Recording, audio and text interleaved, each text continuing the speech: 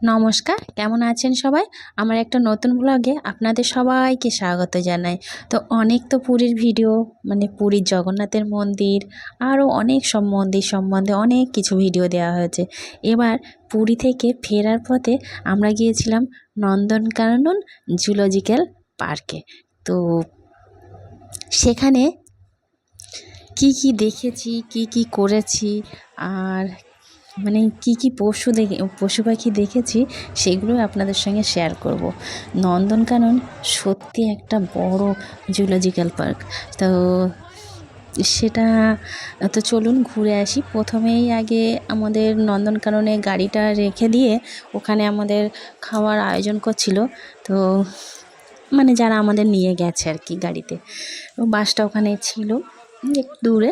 তো ওখান থেকে 10 মিনিট হাঁটতে হয়, তারপরে ওই নন্দনকানন জুলজিক্যাল পার্কে আসতে হয়। টিকিট কাটতে হয় প্রথমে 50 টাকা করে পার হেড টিকিট। তো সেটা আমার দিদি আর উনি কাটলো, কেটে এবারে আমরা ঢুকলাম বাচ্চা কাচ্চা মিলে, আমরা 10-12 জন। আর ওই ঢোকার সময় না ওখানে মানে চেকিং করে, কোনো জলের বোতল পর্যন্ত নিয়ে যেতে দেয় না। এমনি কিন্তু সবই ভালো, কিন্তু ওই একটাই জিনিস আমার খারাপ লাগে, বাচ্চারা সঙ্গে থাকে, যদি একটা জলের বোতল যদি না থাকে, ওর ভিতরে ঢুকে যদি একটা বাচ্চা জল খেতে চায়, তাহলে আমাকে কিছু না দেখে ফেরত আসতে হবে। এটাই আমার ভীষণ খারাপ লাগলো। আদারওয়াইজ ওখানকার মানে পশু পাখি দেখে আমি ভীষণ ভীষণ মুগ্ধ। তো যাই হোক, আগে বাচ্চা কাচ্চার পার্কে ঢুকতে হবে। তো ওরা আগে পার্কে ঢুকে গেল। আর এই দেখুন ইগলুর মতো কি সুন্দর ঘরটা, মানে বরফের যে ইগলুগুলো হয় না, সেরকম টাইপের। বাচ্চারা তো খেলছে পার্কে। আর আমি একটু লজ্জাবতী গাছ দেখলাম, সেগুলোতে হাত দিয়ে দিয়ে ছুঁচ্ছিলাম, মানে যেমন ভালো লাগে যেটা আর কি।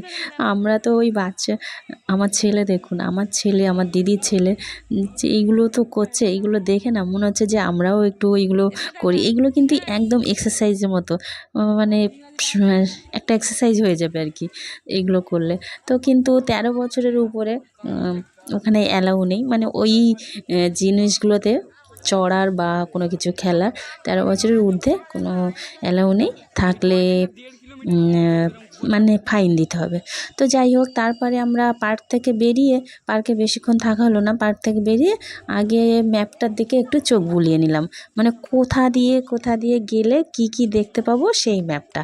তারপরে একটা দেখলাম হসপিটাল, মানে পশু পাখিদের হসপিটাল। ওদেরও তো শরীর খারাপ করে, তবে কিভাবে চিকিৎসা করে সেটার ব্যবস্থা আমি কোনোদিনও সেটা আমি কোনোদিন দেখতে পাইনি। আর কিভাবে করে সেটা আমার মাথায় ঢোকেই না, যে একটা বাঘের যদি শরীরটা খারাপ করে তাকে কিভাবে চিকিৎসা করবে। তো চলুন, আগেই গিয়ে দেখলাম বাঘ। বাঘ তো বাঘ, মানে কি বলবো, আমাদের এই কলকাতা চিড়িয়াখানাতে যে বাঘ আমরা দেখেছি তার 3 গুণ বড় বাঘগুলো। আর এই যে আমাদের সিংহ মামা এখন ঘুমাচ্ছে। তো ইনি তো বনের রাজা। আমি শুনেছি যে সিংহ নাকি 24 ঘন্টার মধ্যে 18 ঘন্টা ঘুমায়। তো মানে আমি চিড়িয়াখানাতেও সিংহ দেখেছি, সেখানেও ঘুমন্ত অবস্থায় দেখেছি। আর এইখানে নন্দনকাননে এখানেও 4টে সিংহ দেখলাম, 4জনেই ঘুমাচ্ছে, একটু নড়াচড়া করতেও দেখলাম না। কিন্তু দেখে খুব ভীষণ আনন্দ পেলাম, সবাই আনন্দ পেল। যা এই বাঘ, মানে কি বলবো, কি ভয়ঙ্কর বড় বড় বাঘ, মানে আমরা কিছু না হোক 12টা বাঘ দেখেছি। আর চেহারা আমাদের কলকাতা চিড়িয়াখানার বাঘের থেকে 3 গুণ বড় চেহারা। আর যেমন স্বাস্থ্য তেমন সুন্দর ঘোরাফেরা করছে। আমাদের চিড়িয়াখানাতে কিন্তু, আমাদের কলকাতা চিড়িয়াখানাতে এরকমভাবে ঘোরাফেরা করতে দেখি না, সবসময় জবুথবু হয়ে বসে থাকে। জানি না ওদের মনে হয় খাওয়া হয় কি না জানি না, মানে ওদের ঠিকভাবে যতটা চাহিদা খাওয়ার ততটা হয় কি না জানি না। তবে এই নন্দনকানন জুলজিক্যাল পার্কের যে বাঘগুলো দেখলাম, বাঘ দেখে সত্যিই পয়সা উসুল, 50 টাকা কোনো গায়েই লাগেনি। তো দেখুন বসে আছে বাঘ মামা, আবার দেখে তো ভয়ঙ্কর ভয়ঙ্কর, কি এত দেখে এত ভয় লাগছিল। তো বাঘগুলো কি সুন্দর খেলাধুলো করছিল, মানে একটা দুটো বাঘ একসঙ্গে খেলা করছে কি ওরা নিজেদের মধ্যে কি করছে জানি না, মারপিট করছে কি কি।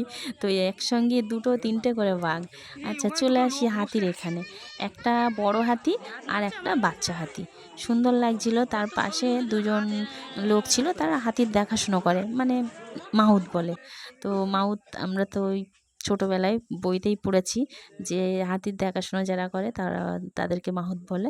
তো এবার হাতিটা দেখার পরে আবার চলে আসছি, দেখুন বাঘ এই জঙ্গলের ভিতরে না, সেই বেশ উঁচু উঁচু করা আর বেশ বড় বড় মাচা, মানে আমাদের খাট যত বড় বড় হয় তার থেকেও বড় বড়। আর মাচাগুলো করা এত মানে খুব শক্তপোক্ত, বড় বড় খুঁটি দিয়ে মাচা করা। তো সেই মাচার উপরে কি সুন্দর শুয়ে আছে। আর এই একটা বাঘকে দেখুন, এটা হচ্ছে মানে কি বলবো, যে সাদা বাঘগুলো আছে না, সেই সাদা বাঘ। যা বাঘ তো অনেক দেখা হলো, তারপরে এখানে চলে এসেছি ইমু পাখি। এই ইমু পাখি নাকি সবচেয়ে বড় পাখি। তো সত্যিই তাই, এই উট পাখিও বলে না অস্ট্রিচ যারে বলে, এটা ইমু পাখি নয়, মানে অস্ট্রিচ, উট পাখি নাকি বলে, ওখানে লেখা ছিল অস্ট্রিচ। তো যাই হোক, এই অস্ট্রিচটাকে দেখলাম, বেশ বড় সড়ো দুটো ছিল। তারপর চলে এসছে ওখান থেকে জিরাফ। আর জিরাফের লম্বা লম্বা ঘাড় উঁচু করে আছে, উঁচু করে আছে। তো ওদের খাবারটা না একদম উপরে, মানে একতলা ছাদের সমান প্রায়, সেই উপরে খাবারটা দিয়ে রেখেছে, সেইগুলোই খাচ্ছে ওরা। আর বড় বড় গাছের সেই একদম উপরের পাতাগুলো বেশ লম্বা, গলা উঁচু করলে বেশ সুন্দর লাগে।